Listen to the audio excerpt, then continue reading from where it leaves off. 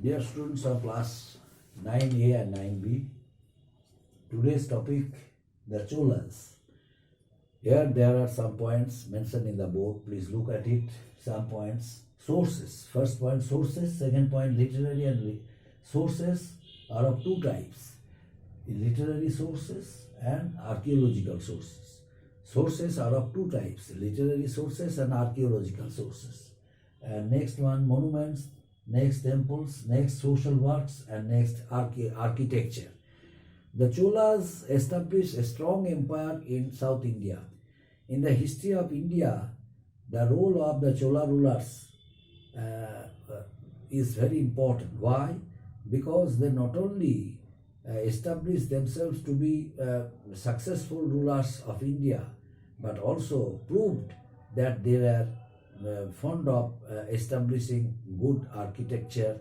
They were fond of patronizing good arts, good paintings of and good cultural activities of the distinguished people, educated people of India. That's why during their period, the sources of informations from where we come to know about the activities, about the social, political, and cultural condition of the Cholas. These sources are number one, literary sources, and number two, archaeological sources. Now, what are the literary sources? Literary sources are actually, literary sources means Tamil literature. It was this Tamil literature provides valuable information about the Cholas, about the history of the Cholas, and during 12th century, some of the most important literary activities of the writers, they have given us many informations about the Cholas. It is Cholas, the Tamil poets, they wrote so many poems. We come to know about the skills of different Chola rulers like Kulatunga Chola won over the Kalinga king, Anavarta Varmam Chola, and in the Chola king Kalinga war. It gives Chola Kalinga war, it gives a vivid and a graphic description of battle scenes. Foreign accounts like Ceylonese literature talks about the relationship between the Chola kings and the foreign kingdoms, the trading relations between the Cholas and the Ceylonese, and it speaks about the Chola rule in Ceylon. And according to some Ceylonese travelers' account, we come to know about the rule of the Cholas. Besides, the description of Marco Polo, the description of Megasthenes and Al-Biruni have also given, interesting information about the Chola Empire. We come to know from it. Now, what are the archaeological sources? Archaeological sources means the Cholas, there are so many archaeological sources about the Cholas. The available ones severe important role for us to know about the Chola rulers. There are so many informations, number of inscriptions, number of coins, from where we come to know about the Cholas. They form many archaeological sources of information for information for the history of India. They gives us insight into the lives of the rulers, administration, political, social, and economic condition of the country during their period. Brihadeswara temple, which was constructed by Raja Raja I, gives us its archaeological value and style. It also reflects the glory and image of the Chola rulers, especially Raja Raja I and his son Rajendra Chola. Raja Raja, in honor of Lord Shiva, that very famous temple, Brihadeswara temple, was constructed. Most of the temple gives us an idea about the Cholas. The Cholas, the Cholas, and some inscriptions give information about the Chola administration, village administration, taxation system, land revenue system. All these things we come to know from some other inscriptions. Just like Ura Merior's inscription, it gives us detailed account about the Cholas and their administrative skills and policies. And last one, another inscription, that is Kanyakumari stone inscription. Kanyakumari stone inscription gives us the idea, and copper plate gives us useful information about the Cholas, their life, their regular activities, their prosperity, their policies, their administrative skills. These all are given through these inscriptions. So these are the sources about the Cholas, Chola kings. And next one, another point, that is monument. Next point, monuments. The Cholas built a number of monuments, number of roads, number of canals, number of hospitals, number of educational institutions. They had done so many welfare works for the people's satisfaction. In order to provide a number of facilities to the people during their age, they constructed it by spending a lot of money. And while doing that, they also constructed so many monuments. That monuments are of different architectural skills, talents, different paintings, different sculpture are found in their construction. They built many beautiful temples. Many beautiful temples also they built. They built palaces, they built cities.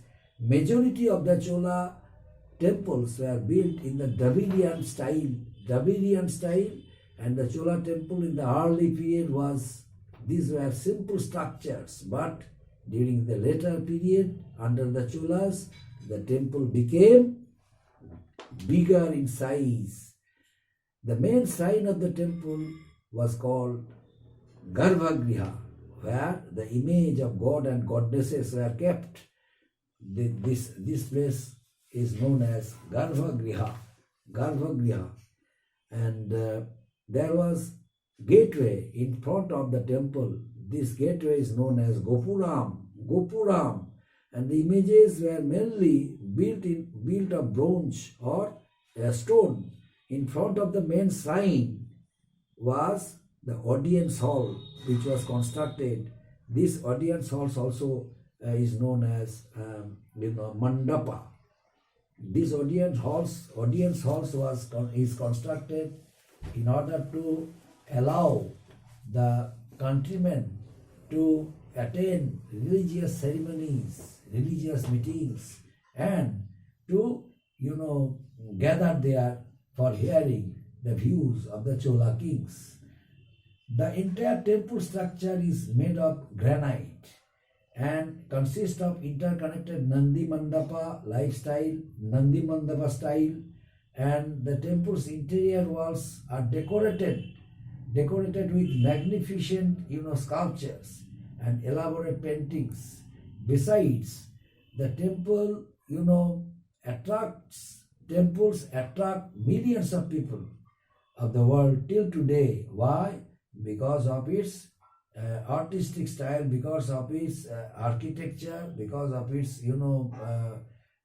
paintings, and that's why the temple Brihadasvara or Raja Rajesvara, which was constructed at Tanjavur, this temple has been declared a World Heritage Site by whom? By UNESCO.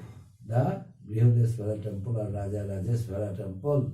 This temple, besides Brihadasvara Raja Rajesvara temple, some other temples also were built by the son of Raja I, Rajendra Chola. Rajendra Chola also built a number of temples. following the same architecture, same style, same Gopiram, same Mandapa, same Bhimana, same style of painting, same style of architecture, and these paintings and designs on the walls of these temples are considered to be excellent specimens of art and architecture, and it has been declared, which has been the temple Brihadasvara or Rajarajasvara has been declared World Heritage Site by UNESCO. The Chola inscription informed that the temples were the centers of social activities. From the temples, peoples were taught by the teachers, and there was a system of maintaining strict discipline in the temples, because temples were allowed to be educational institutions. The temples looked after the welfare of the workers by providing food, housing, facilities, and clothing. The temples established hospitals. This means the fund of the temples. The fund of the temples built a number of hospitals for taking care of the disabled and sick employees. Besides, there were no separate schools. The priests of the temple were the local teachers, and schools were held in the courtyards of the temples. There was no other school building, but the courtyards of the temples. The students were taught both in Tamil and Sanskrit. Sanskrit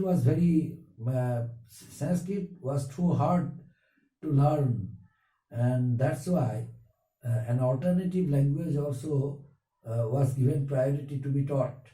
The language was Tamil. Since Tamil was widely spoken language, and that's why medium of instruction was through Tamil, and then the medium of instruction was Tamil, and hence common people, they actively participated in all debates and meetings, because debates and meetings were held through only one language, that was Tamil, and during religious festivals, religious rituals, only Sanskrit language was used.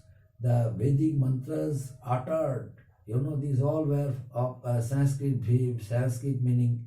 That's why Sanskrit language was used by the mantras, by the pandits, by the Brahmins during the religious rituals, religious festivals, and in other meetings only one language was widely spoken, that was Tamil. And next point, social works. The Chola rulers were actually social workers also. They not only ruled the country, they had many responsibilities. Generally they shouldered. In the social life, they strictly maintained equality. There was no inequality among the people. People were treated equally. People had self-respect. They paid high respect to the king. They considered the king to be their guardians. Naturally, they obeyed all the instructions of made by the kings. Not only that, the entire system of administration also was good, acceptable to the people. People led a very prosperous life because of their earnings, because of their income. Taxation of the revenues and taxes also was good, and relationship between statesmen and rulers was healthy. That's why during the reign of the Cholas, law and order was perfectly maintained and established. And one ruler, whose name was King Parantaka I, what did he do? Next day I shall discuss Parantaka I, what did he do, and who was the son of Parantaka I, what did he do? I shall discuss in detailed form. And today's teaching up to this, my dear students. Thank you.